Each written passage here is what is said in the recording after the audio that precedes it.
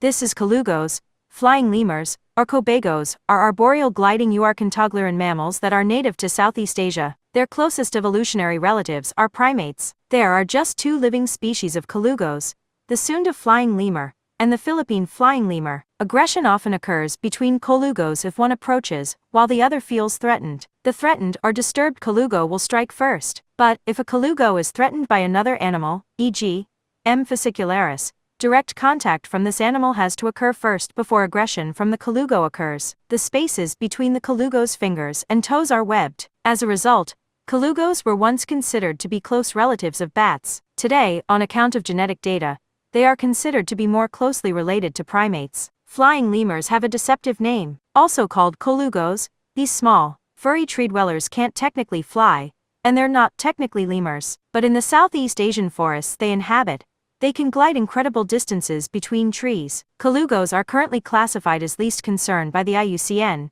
but their populations are declining due to habitat destruction. They're not supposed to be kept as pets, but I get how it's hard to resist. Houseflies tend to become aggressive when they feel attacked or are seeking their next meal. You may notice that as you start to swat or shoo flies away, they will become more aggressive in their attempts to avoid danger and harm.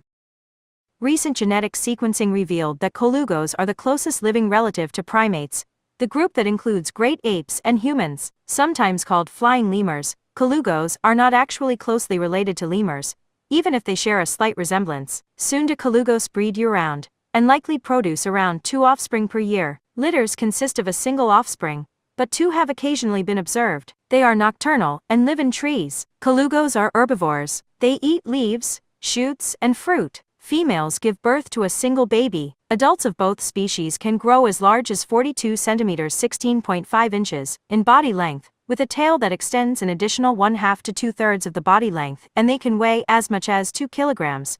4.4 pounds. Colugos are herbivorous, feeding on fruit, young leaves, and flowers. They scrape green material from the surface of leaves with their lower incisors, using their tongue, which is very large, and incisors to pick the leaves. Like many other herbivores, they have a greatly elongated intestine and a very large cecum. Lavender, eucalyptus, peppermint, and lemongrass essential oils.